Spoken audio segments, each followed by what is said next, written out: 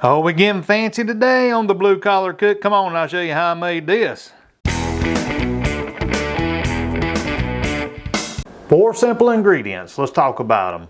I've got 2 cups of heavy whipping cream. I've got 3 eggs, large eggs, and these are fresh eggs from a friend of mine at work, and I'm happy about that. A teaspoon of vanilla flavoring, and you can use your favorite flavoring other than that if you'd like. And 1/4 cup of your favorite sugar substitute. And there's a special tool that you're going to need. You're going to need an oven-safe ramekin. So you'll need about 4 of these, and that's the only special tool you'll need, and you'll need a big pan to place them in, and we'll see that in a minute. So let's mix this up and get it going. So I've already cracked my eggs and put them in here. I'm excited about trying this recipe out. Simple ingredients, and they say that it's an easy recipe. But I got to wanting some pudding, or as I normally say when the camera's not on, pudding. I used to enjoy eating pudding and ice cream and things like that, just creamy, rich desserts, and so I'm hoping this fills the need. And what I'm going to do is go ahead and whisk up my eggs a little bit. And the key is all this is room temperature. It's been sitting out for a little while, and they say that helps it to stay consistent, and that's what we're shooting for. So I'm going to put the rest of this in here and just kind of blend it all together. You want it real smooth to pour into the ramekins. And I can't help but to think that vanilla, for some reason or another, is reminding me of snow cream. And if you don't know what snow cream is, Google it. That was a childhood delicious treat when it snowed outside, and I've not tried to do keto snow cream yet. I'm thinking that might work out if it ever snows again.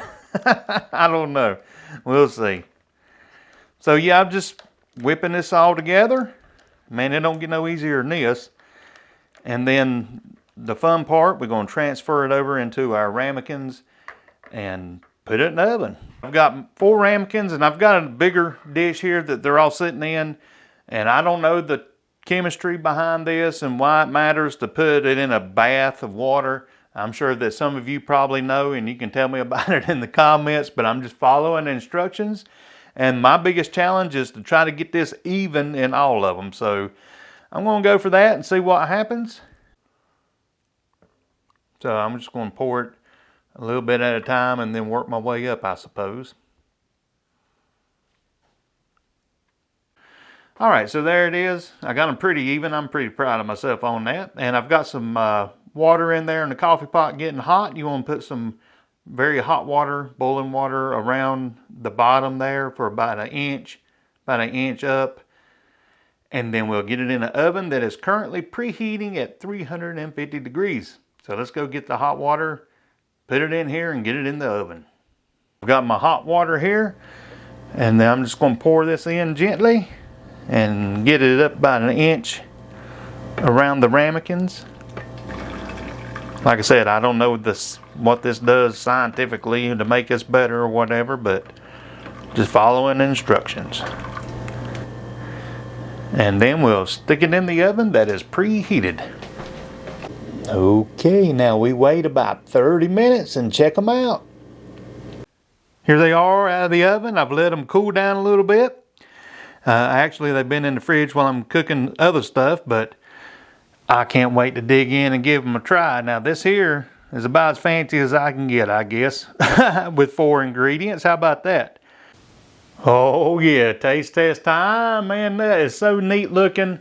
That's about as fancy as I'm gonna get, I reckon. Hey, I don't care how fancy and pretty it is. I care about how it tastes. So let's dig in and just see how this is. I've only eaten from a ramekin, I think, one time in my whole life. It was a creme brulee. Let's try this out. Oh my goodness, that is so good. Rich and creamy. Oh, it hits all the right spots there. And you know, you can do different variations of it. You can put some fresh berries on top.